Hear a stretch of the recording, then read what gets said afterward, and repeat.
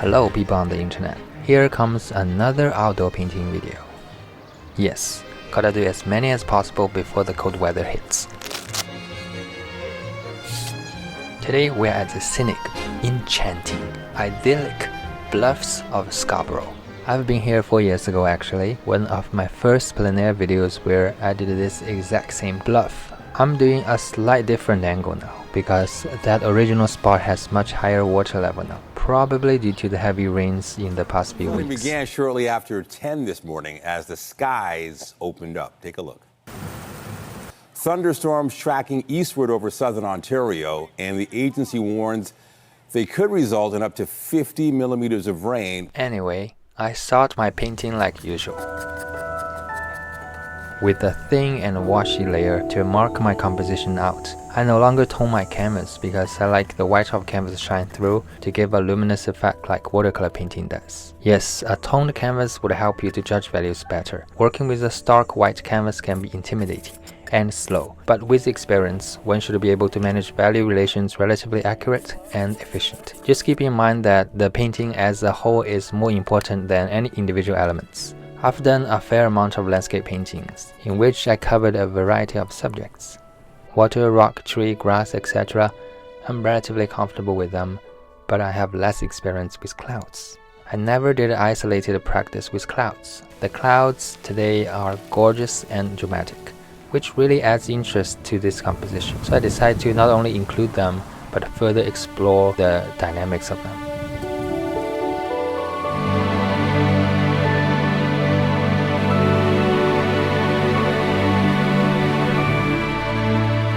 And that has become the most challenging part of this painting session. Here are the things about clouds that I find difficult. First, managing the value of clouds' light and shadow area.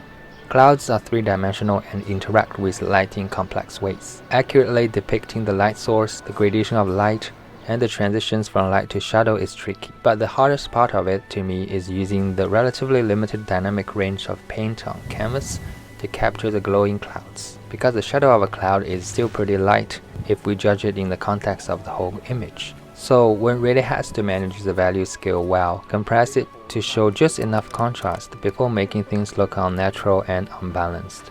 Clouds are super sensitive to value transitions. Second, dealing with constant movement and its fluidity. Clouds are constantly moving and changing shapes.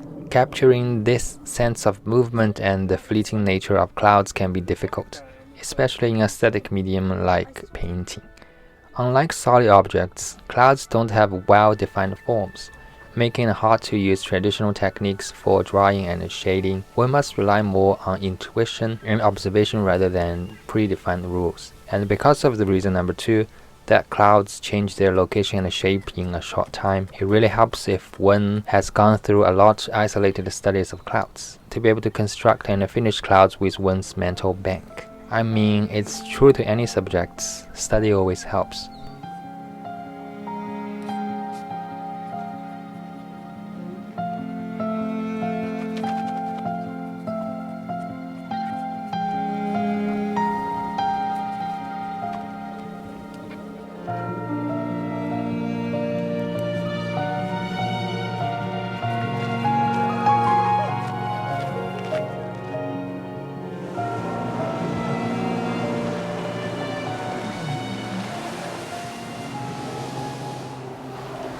Ready for the next one?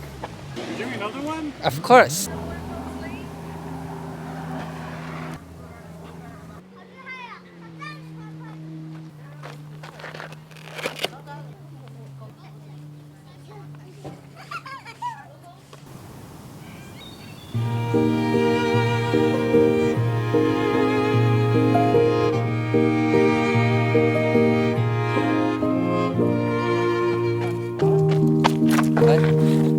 Yeah, I'm just gonna do sky and lake. Starting second composition. I want this composition to be simple, minimal even, because of time budget. Also because I thought it'd be fun to express subtle emotions of sky and water, create a visual interest from muted colors and value. Less is more kind of thing, a fun yet still challenging composition. So continue what I was saying earlier, here's the two approaches I used to further push values. impasto. I brought my liquid impasto medium today, fully anticipating using this technique a lot. It's the one thing I really enjoy about oil painting over other mediums like watercolor, the ability to mold, to sculpture, layers and textures. The impasto brush marks ridges are physically capturing light to make the value lighter than the pigment itself can ever achieve.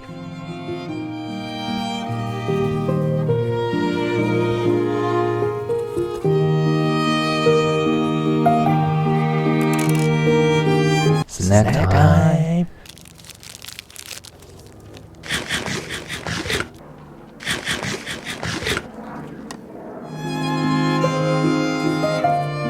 Use chroma to indicate value. This is something I need to explore deeper, as it's something I just recently started paying attention to. I always knew it intuitively, but I never thought to explain it into words. Basically, use high or low chroma to give a false sense of light or dark. Example, cadmium red feels light, but it's actually pretty dark in value. This gray feels dark, but it's still pretty light in value. This discrepancy occurs because our brains interpret intense color as brightness, which is not always tied to the actual value of the color. This is something that confuses a beginner a lot, because a beginner might select a high chroma color expecting it to lighten a part of his or her painting, only to find it creates an unwanted heaviness. Conversely, he or she might overlook the potential of low chroma colors to subtly alter the perceived lightness or darkness of a scene. Apply this technique in the right context, you will develop a more nuanced and sophisticated approach to your painting. So many beautiful moments came and went. I wish I could capture them all, which made me to chase the light, like the placements of clouds, like this beautiful glistening of water. I really tried to capture it. However, it's not just simply to mark down those highlights there. For it to truly glisten on my canvas, I have to manipulate its surrounding too, to darken the surrounding to make it shine. Titanium white is the lightest color I got. Working with limited dynamic range here, which means I'd have to rearrange value relations throughout the whole composition, which I just don't have enough time to paint it in before the light changes again.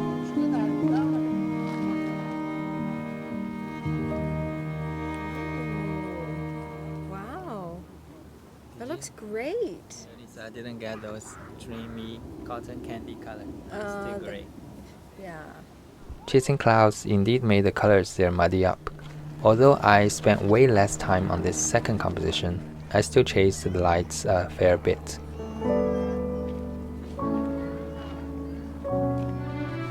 Anyhow, it has been a lovely day. I didn't create masterpieces today, but I feel like I'm heading to the right direction to become a better painter. I hope.